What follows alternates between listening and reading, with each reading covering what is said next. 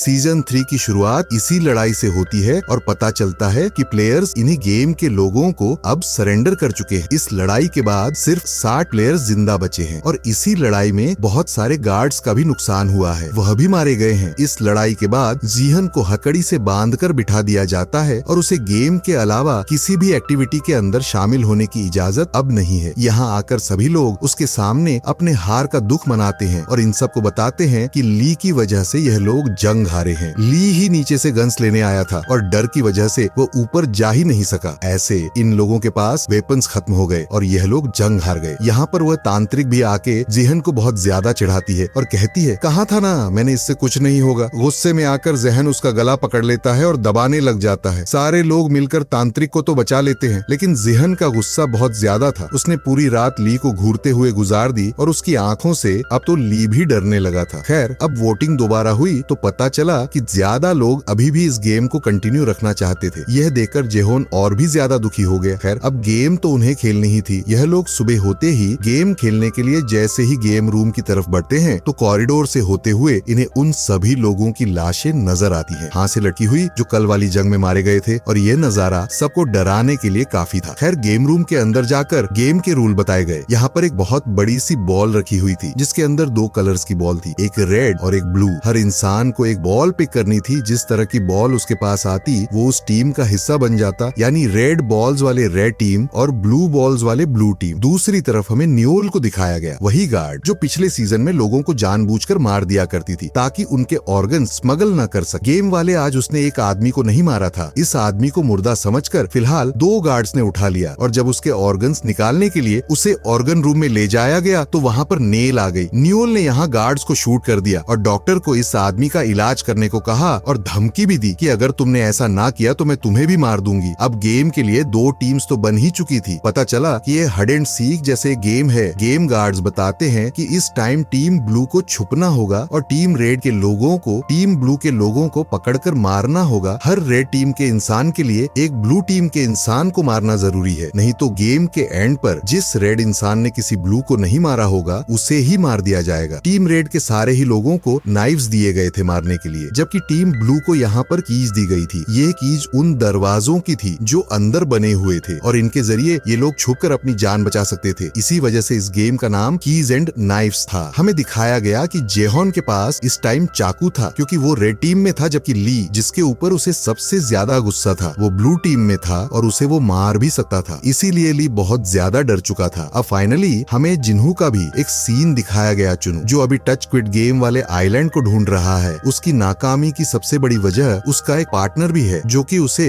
गलत गाइड कर रहा है, क्योंकि ये पार्टनर उसी के भाई इन्हो का, जो कि फ्रंटमैन भी है, उसका भेजा हुआ आदमी है फ्रंटमैन ने। यानी उन्होंने अपने भाई जिन्हो की हिफाजत के लिए और इस आइलैंड को छुपाने के लिए ही एक स्पेशल प्लानिंग के तहत उस आदमी को जिन्हो के साथ लगाया था। खैर, दोबारा हमें गेम के सीन दिखाया गया। गेम में सभी ब्लू टीम के लोग शोर मचा रहे थे क्योंकि उनके मरने के और हारने के चांसेस ज्यादा। इसीलिए टीम गार्ड्स उन्हें कहते हैं कि अगर आप चाहो तो किसी भी रेड टीम वाले से अपने आप को एक्सचेंज कर सकते हो। बहुत से लोगों ने ऐसा करने की कोशिश तो की लेकिन वो नाकाम रहे। अब गेम गार्ड्स ने सभी ब्लू टीम को पहले गेम एरिना के अंदर जाने को कहा ताकि उनको छुपने का मौका मिल जाए। ये एरिना बिल्कुल किसी भूल भुलैया जैसा था जिसके अंदर बहुत सारे कमरे थे और उनके दरवाजे लॉक थे। इन लोगों को कि इस दरवाजे की चाबी दी गई थी इन लोगों को, वो दरवाजा ढूंढकर उस कमरे में छुपना था। यहाँ पर हमें दिखाया गया कि डैनी जो कि प्रेग्नेंट थी उसकी मदद अभी भी कैट और यांग कर रहे थे बाहर। अब दिखाया गया कि सभी रेड टीम अंदर जाने के लिए तैयार थी और जेहॉन के सर पे सिर्फ ली को ही मारने का भूत सवार था। ली भी यह बात जानता था, इसलिए वो अपनी जान बचाने के लिए ज्यादा जल्दी छुपने की कोशिश कर रहा था। रेड टीम के कुछ लोग ऐसे भी थे जिनके अंदर किसी को मारने की बिल्कुल भी हिम्मत नहीं थी, तो ऐसे में उन्होंने ड्रग्स ले लिए और फिर अपने शिकार को इन्हीं ब्लू टीम के लोगों को ढूंढने लगे। जॉन तो इस टाइम ली को ही ढूंढ रहा था, जबकि दूसरी तरफ दिखाया गया कि ब्लू टीम के लोग किसी तरह दरवाजों को खोलने की कोशिश कर रहे थे। ऐसे में ये लोग नोटिस करते हैं कि दरवाजों के लॉक पर खास किस्म की शेप्स बनी है और ऐसी ही शेप्स उनकी चाबियों पर भी बनी है, यानी यह लोग ट्रायंगल वाली चाबी से ट्रायंगल वाला ही दरवाजा खोल सकते थे। इधर हमने कैटयोंग और डेनी को देखा जिनके पास तीनों तरह कीज थी और ये लोग यह देखकर खुश हो गए क्योंकि अब वो